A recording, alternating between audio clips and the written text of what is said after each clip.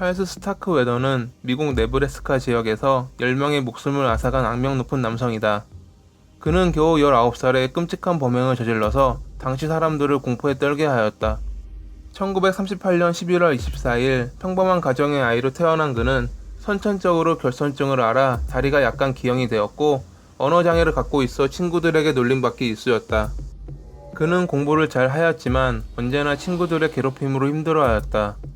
고등학생이 되었을 때도 괴롭힘은 여전하였으나 체육관을 다니며 운동을 시작하였고 자신을 괴롭히던 친구들에게 복수를 하였다.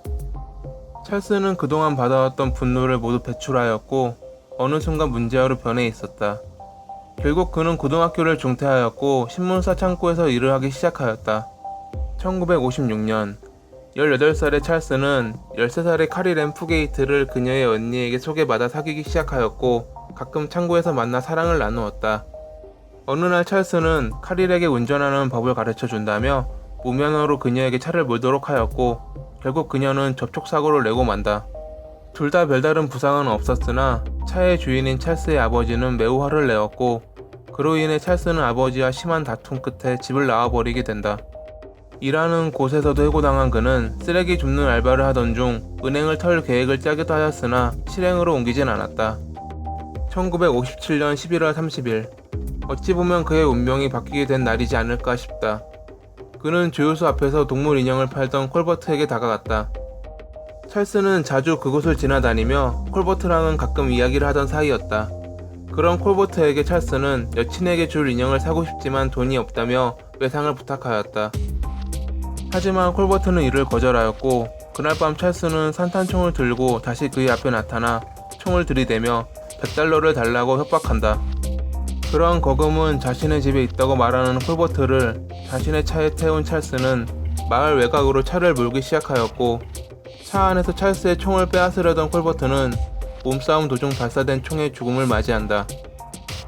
찰스는 후에 이날의 범행이 예전에 나약하였던 자신을 바꾸는 계기가 되었다고 밝혔다. 그는 법보다 위에 있는 자신을 발견하였고 무엇도 자신을 막을 수 없다고 생각하였다고 한다. 1958년 1월 21일 여자친구인 카릴을 만나러 간 찰스는 카릴의 부모님이 자신의 아이와 그만 만나라 꾸짖자 가지고 온 총으로 그들을 쏴버린다. 카릴의 부모님은 싸늘한 죽음이 되어 집 뒤뜰에 묻혔고 추후 이 사건으로 법정에 출두하였을 당시 찰스는 그녀가 공범이라고 주장하였으나 카릴은 이를 부인하였다. 카릴의 할머니의 신고로 27일 경찰이 집에 도착하였을 때 이미 두 커플은 도주를 한 상태였다. 그 시간 찰스와 카릴은 카릴의 친척인 마이어가 살고 있는 농장으로 차를 몰았고 그곳에서 마이어의 미간에 총알을 맞고 다시 도주를 한다. 그들의 살인의 이유는 없었다. 법의 테두리에서 벗어났다고 생각한 그의 앞을 가로막을 것은 존재하지 않았다. 10명의 희생자가 발생하였다. 그들은 지명수배 되었지만 매번 범행을 저지르고 바로 도주하던 그들을 잡기에는 당시 수사력에 한계가 있었다. 어느 날 그들이 몰던 차가 고장이 나서 도로에 멈춰 있었는데 마침 주변을 지나가던 차량이 멈추더니 그들에게 도움을 주려 하였고 찰스는 평소처럼 총을 꺼내었다. 착한 마음으로 그들을 도와주려던 시민은 손을 들어 저항하지 않았고 카릴은 그런 찰스를 말리고 있을 때 뒤에서 경찰차가 다가왔다. 경찰차를 본 카릴은 갑자기 찰스를 밀치면서 살려달라고 보안관에게 달려갔다. 갑작스런 그녀의 배신으로 혼란했던 찰스는 차를 몰고 도주하였고 보안관은 그의 차 앞유리에 총을 쏘았다. 도주하던 찰스는 앞유리가 깨지면서 파편들이 자신의 몸에 박혀 상당한 출혈이 발생했다고 생각하였다. 결국 그는 도주를 포기하고 구급차를 불러달라며 보안관에게 초항하였다.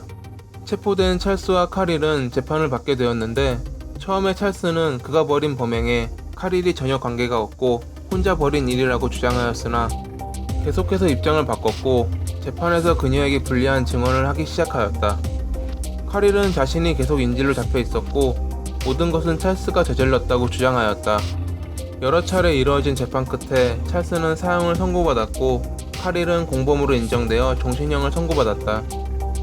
1959년 6월 25일 찰스는 전기의자에 앉혀져 생을 마감하였고 17년 후 카릴은 가석방되었다. 그들의 이야기는 후에 대중매체에 많은 영감을 주었다고 한다.